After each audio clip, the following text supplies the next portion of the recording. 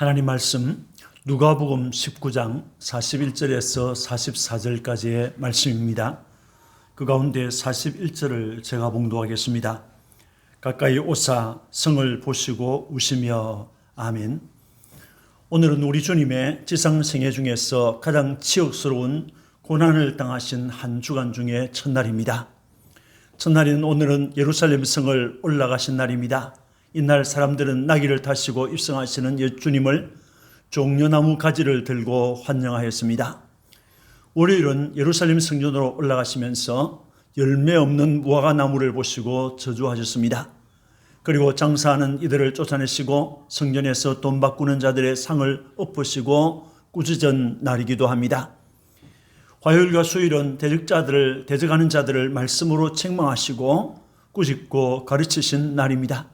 수요일 저녁에는 베다니 마을 나병 환자 시몬의 집에서 식사하셨고 마리아가 향유를 예수님의 발에 붓고 그 머리털로 발을 씻긴 날입니다. 목요일은 무교절의 첫날로 마가의 다락방에서 유월절 만찬을 하셨습니다. 성찬도 이날 세우셨습니다. 제 아들의 발도 씻겨주셨습니다. 식사 후에 예수님은 겟세마네 동산으로 가셔서 간절하게 하나님께 기도하셨습니다. 다섯째 날인 금요일 새벽에 예수님은 군인들에게 체포되셨고 대제사장 안나스와 가야바의 집에서 1차 재판을 받았습니다. 이어 사내들인 공의에서 2차 재판을 받았고 빌라도 법정에서 3차 재판을 받았습니다. 헤롯에게 신문을 당하셨고 빌라도 법정에서 사형 선고를 받았습니다. 군인들에게 채찍으로 맞으셨고 조롱을 당했습니다.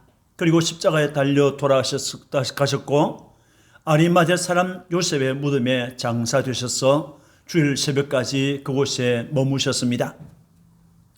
본문에는 우리 예수님께서 성전에 올라가시다가 길을 멈추고 그 성을 보시고 우셨다라는 말씀이 나오고 있습니다. 성을 보시고 우신 예수님이라는 제목으로 함께 은혜를 받고자 합니다.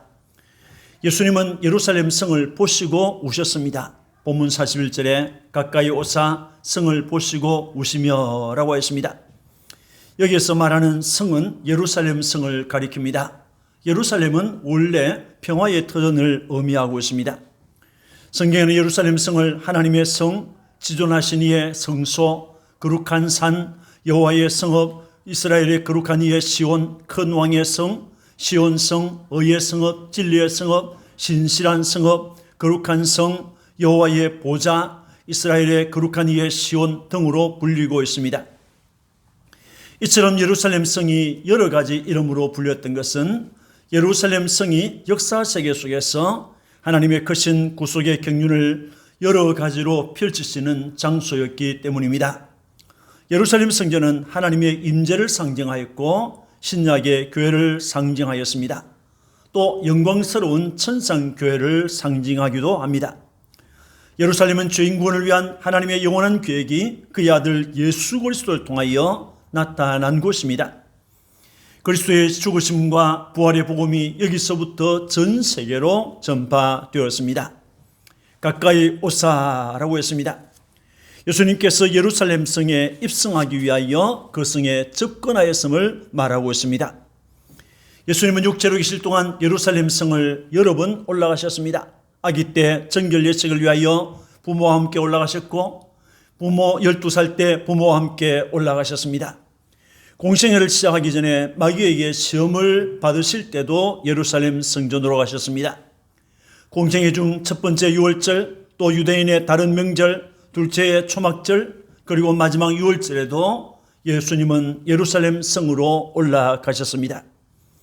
지금 예수님은 마지막 유월절에 감람원이라는 산 쪽에서 나귀를 타시고 예루살렘 성으로 올라가고 있었습니다. 그날 제 아들과 함께 많은 사람은 찬송하리로다 주의 이름으로 오시는 왕이여 하늘에는 평화요 가장 높은 곳에서는 영광이로다 라며 환호하였습니다. 가까이 오사 성을 보시고 우시며 라고 하였습니다. 여기에서 우시며 라고 번역된 이 클라이오라고 하는 단어는 큰 소리로 울부짖는 것을 말하고 있습니다. 이 단어가 요한복음 16장 20절에서는 곡하고라고 했습니다. 마치 통곡하는 것처럼 우셨다라는 말씀이 되겠습니다. 여러분, 우리 예수님께서 순환주간의 첫째 날 어린 나귀를 타시고 예루살렘 성으로 올라가셨습니다. 이것은 선지자 스가랴의 예언대로 예수님께서 평화의 왕으로 입성하신 것을 우리에게 알려주고 있습니다. 그 예루살렘 성으로 올라가시던 예수님께서 걸음을 멈추시고 예루살렘 성을 보시고 우셨습니다. 큰 슬픔과 고뇌에서 나온 울음이죠. 여기에서 성이라는 말은 단순히 예루살렘 성만을 말하는 것이 아닙니다. 그 성에서 사는 사람들, 그 성이 속한 이스라엘의 민족을 가리키고 있습니다. 그들 때문에 주님이 우셨다는 말씀이 되겠습니다. 예수님께서 예루살렘 성을 보시고 우신 것은 무엇 때문입니까? 41절에 가까이 오사 성을 보시고 우시며 라고 했습니다. 예루살렘으로 올라가시던 예수님께서 큰 소리로 우셨습니다. 무엇 때문입니까? 그 이유는 몇 가지로 우리 본문이 말씀하고 있는데, 첫 번째는 평화에 관한 일을 모르고 있었기 때문이라고 했습니다. 본문 42절에 이르시되 너도 오늘 평화에 관한 일을 알았더라면 좋을 뻔하였거니와 지금 내 눈에 숨겨졌도다 라고 하였습니다. 여기에서 너는 어떤 개인을 지칭하는 것이 아닙니다. 성이라는 말과 함께 예루살렘 성을 가리키는 것으로서 예루살렘에 살고 있는 사람들, 그리고 예루살렘이라는 도시가 있는 이스라엘 땅에 사는 사람들을 지칭하는 말이 되겠습니다. 평화에 관한 일이라는 말은 평화의 주인공이신 예수님과 그를 통하여 일어나는 하나님의 구원, 하나님과 화목으로 이루어진 평화를 말하는 것입니다. 그것을 알았더라면 좋았을 뻔하였거니와 라는 말은 구원에 관한 일, 평화에 관한 일을 알지 못하고 있다는 것입니다. 예루살렘 사람들은 평화라는 이름으로 살고 있었지만은 평화를 알지 못했고 평화의 주인이신 예수 그리스도를 몰랐습니다. 그 예수를 통하여 하나님과의 관계가 회복되는 구원과 그 구원으로 인하여 나타나게 될 참된 평화를 알지 못하고 살고 있었습니다. 이것을 안타까워했던 것입니다. 내 눈에 숨겨졌도다 라고 했습니다. 크립토라고 하는 단어인데 이 말은 감추다, 비밀로 하다라는 것입니다. 믿지 않는 자는 복음이 무엇인지, 평화의 복음이 무엇을 말하는지 깨달아 알지 못하는 것을 말합니다. 복음은 믿는 자에게는 공개되었지만은 믿지 않는 자에게는 알 수 없는 비밀로 남아 있는 것입니다. 유대인들은 자신을 하나님의 백성이라고 말로는 자랑했지만은 자기들을 구원하기 위하여 자기 땅에 오신 예수 그리스도를 알아보지 못했습니다. 그들은 메시아가 오시면 모든 것을 알려주실 것이라고 말은 하고 있었지만은 메시아이신 예수님께서 오셨고 그들 가운데 계셨지만은 그들은 그 메시아를 알려고 하지 않았습니다. 영접하지 않았습니다. 오히려 죽이려 하였습니다. 자기들 곁에 계신 예수가 메시아있음을 믿거나 그렇게 말하는 사람이 있으면 그를 조롱하고 협박하고 쫓아내기까지 하였습니다. 예수님께서 오셨습니다. 왜 오셨습니까? 그들 가운데 곧 일어날 환란을 그들이 모르고 있었기 때문이었습니다. 본문 43절 44절에 날이 이를지라 내 원수들이 토둔을 쌓고 너를 둘러 사면으로 가두고 또 너와 및 그 가운데 있는 네 자식들을 땅에 내어치며 돌 하나도 돌 위에 남기지 아니하리니라고 하였습니다. 날이 이를지라 라고 했습니다. 여기서 말하는 날은 예루살렘에 임하게 될 환란의 때를 말하는 것입니다. 그 환란의 내용이 무엇입니까? 예루살렘이 원수의 침략을 받게 될 것이라는 것입니다. 43절에 내 원수들이 토둔을 쌓고 너를 둘러 사면으로 가두고 라고 했습니다.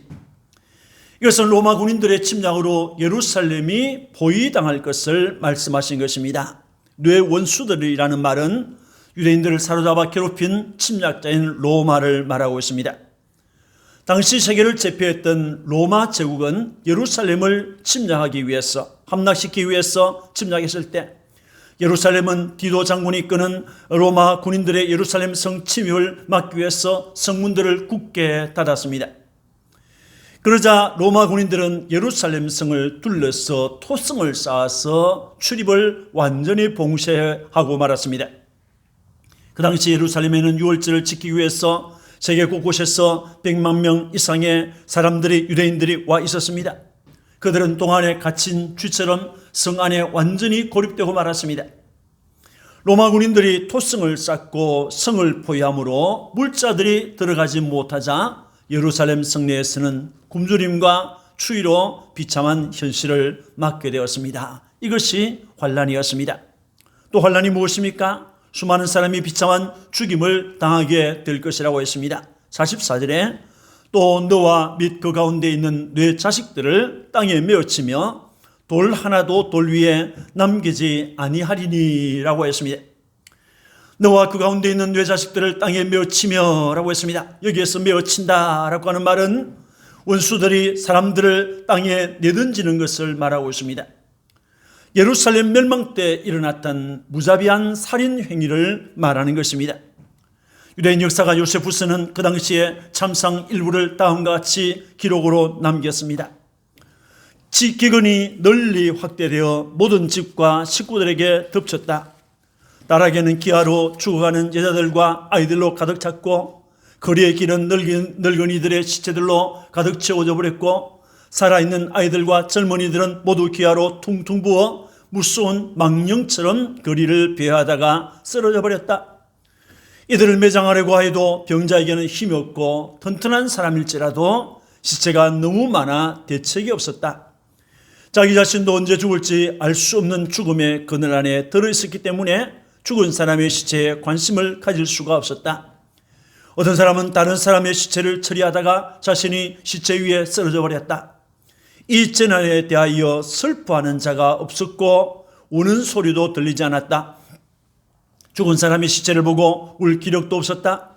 말할 힘도 잃어버리고 무서운 절망과 죽음의 침묵만이 예루살렘 거리를 덮고 있을 따름이었다라고 했습니다.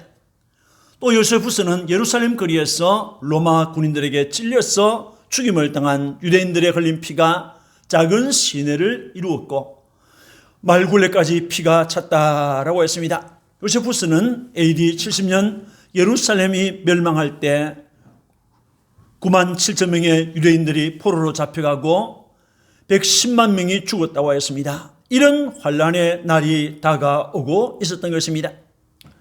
돌 하나도 돌 위에 남기지 아니하리니라고 했습니다. 예루살렘 성과 성전의 완전 파괴, 완전 황폐를 말하고 있는 것입니다. 그래서 마태복음 23장 38절에 보라 너희 집이 황폐하여 버려진 바 되리라 라고 했습니다. 예루살렘의 멸망은 참으로 처참하였습니다. 그때부터 유대인들은 나라를 잃고 1948년 영국으로부터 독립할 때까지 2000년이 가깝도록 전 세계를 배회했던 것입니다. 예수님께서 왜 오셨습니까? 하나님의 보살핌 받는 날을 알지 못하였기 때문이라고 했습니다. 44절에 이는 내가 보살핌 받는 날을 알지 못함을 인함이니라 라고 했습니다. 여기서 보살핌이라는 말은 이 에피스켑투마이라고 하는 단어에서 왔는데 구약의 파카드를 번역한 것입니다. 구약 성경에서 이 단어는 주로 권고 또는 돌보심으로 번역되었습니다. 이 단어는 방문, 보살핌을 뜻하고 있습니다. 하나님의 방문이죠. 하나님의 신방입니다. 하나님의 보살핌을 말합니다. 하나님께서 방문하신다 하는 것은 원수들에게는 징벌과 보응과 심판의 날이었지만은 하나님의 백성에게는 하나님께서 베푸시는 은혜와 은총의 날입니다. 내가 보살핌 받는 날이라는 말의 정확한 의미는 하나님이 내게 오시는 때, 하나님께서 너를 방문하시는 시간이라는 말이 되겠습니다. 본문이 말하고자 하는 것은 하나님의 방문, 하나님의 보살핌, 하나님의 보호하시는 은혜의 때를 그의 백성이 모르고 있다는 것입니다. 하나님께서 자기 백성을 찾아오신 일, 하나님께서 독생자 예수로 자기 백성을 찾아오셔서 그들 중에 있었으나 그들은 그것을 알지 못했습니다. 그가 자기 땅에 왔지만은 자기 백성이 그를 알지 못했고 그를 영접하지 않았습니다. 오히려 하나님의 사랑을 거절하고 도전하고 반역하였습니다. 그래서 마태복음 23장 37절에 예루살렘아 예루살렘아 선자들을 죽이고 너에게 파송된 자들을 돌로 치는 자여 암탉이 그 새끼를 날개 아래 모음같이 내가 네 자녀를 모리한 일이 몇 번이더냐. 그러나 너희가 원하지 아니하였도다 라고 했습니다. 선지자들을 죽이고 뇌게 파송된 자들을 돌로 치는 자여 라고 했습니다. 하나님은 예루살렘을 사랑하셨습니다. 그 사랑 때문에 그들을 돌보시기 위하여 여러 시대에 여러 모양으로 그 백성을 찾아오셨습니다. 많은 선지자들을 보낸 것이 그 증거입니다. 그러나 예루살렘은 그들을 위하여 파송된 선지자들을 죽였습니다. 주님은 그들이 흘린 피의 소리를 다 듣고 계셨습니다. 죽였다고 했습니다. 또 본문에서 암탉이 자기 새끼들을 날개 아래 모음같이 라고 했습니다. 새끼를 데리고 다니는 암탉은 위험을 느끼는 순간이 되면 그 새끼들을 힘차게 부릅니다. 날개짓을 하면서 부릅니다. 그리고 그 날개로 덮어서 위험과 공격으로부터 안전하게 보호하는 것입니다.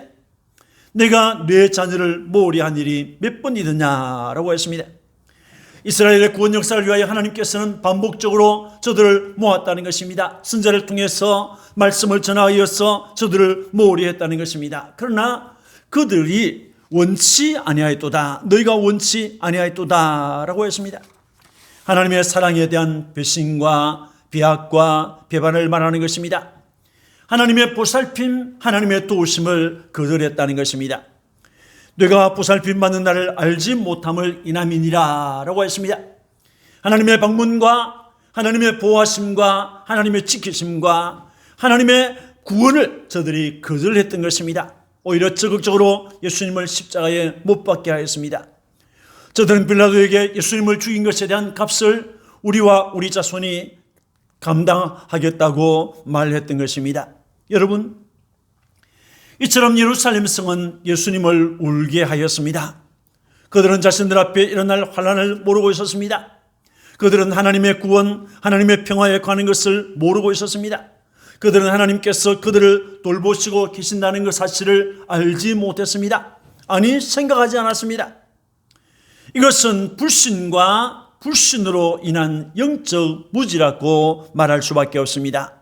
이러한 사실 때문에 예수님께서 우셨던 것입니다. 사랑하는 성도 여러분, 어린 아기를 타고 예루살렘으로 올라가시던 예수님께서 예루살렘 성을 보시고 우셨습니다. 평화의 왕이신 주님께서 그들에게 오셨고 그들 가운데 계셨지만 그들은 주님을 알지 못했습니다. 그 때문에 주님께서 우셨습니다.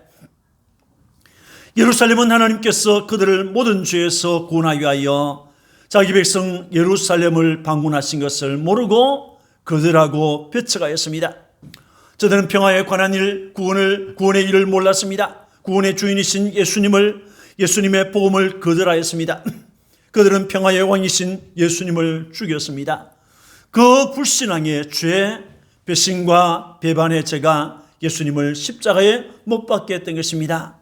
그 때문에 그들은 예루살렘은 하나님의 백성은 하나님의 진노를 받고 말았습니다.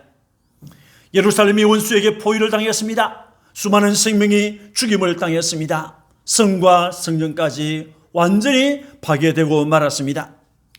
이러한 그들의 비극을 내다보시고 주님은 우셨던 것입니다.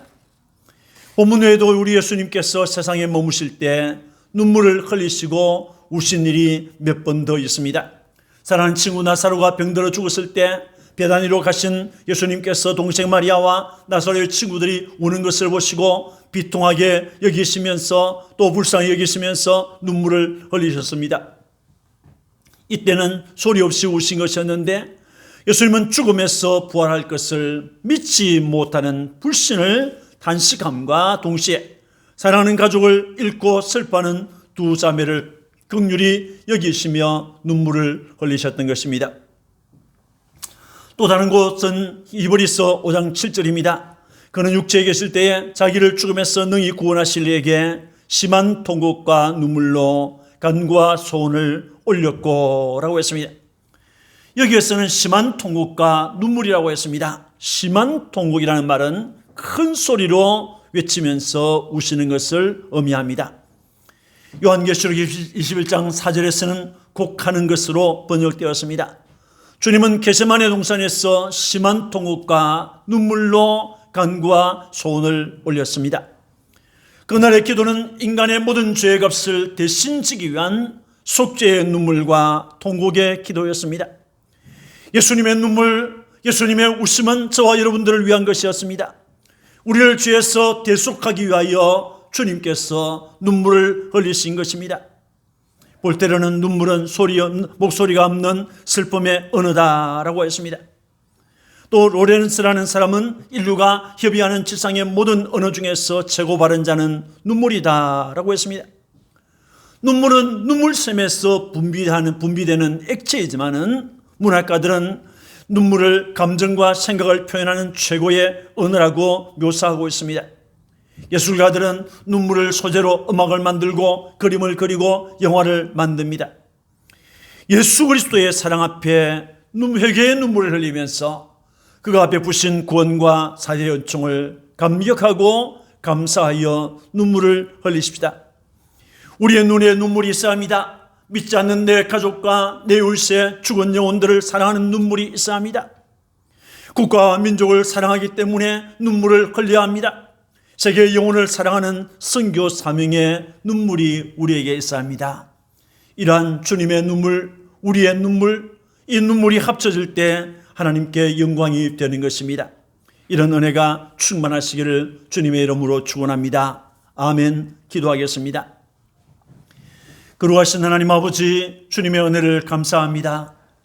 예루살렘 성으로 입성하시던 주님께서 그 성을 보시면서 눈물을 흘리셨다고 했습니다. 우시더라고 했습니다. 하나님 아버지, 참으로 그 성에는 우리 주님의 구원을 알지 못했습니다. 주님의 평화를 알지 못했습니다. 주님이 베푸시는 은혜를 알지 못하고 환난이 찾아오고 있음도 알지 못했습니다. 그것을 내다보신 주님은 저들을 사랑하는 마음으로 눈물을 흘렸습니다. 주님의 순한 주간을 맞았습니다. 우리의 눈에도 눈물이 있게 하옵소서. 믿지 않는 내 가족을 쳐다보면서 내 이웃을 바라보면서 영혼을 사랑하는 눈물을 흘리게 하시고 국가와 민족을 사랑하기 때문에 눈물을 흘릴 수 있게 하시고 세계의 영혼들을 구원하고자 하는 이 뜨거운 선교 사명의 눈물이 우리에게도 있게 하옵소서. 주님 영광을 받아 주옵소서. 이번 한 주간 동안 주님과 더불어 주님의 눈물을 생각하는, 주님의 은혜를 생각하는 귀한 축복의 시간이 되게 해 주옵소서. 우리 구주 예수 그리스도의 이름으로 축복하고 기도합니다. 아멘.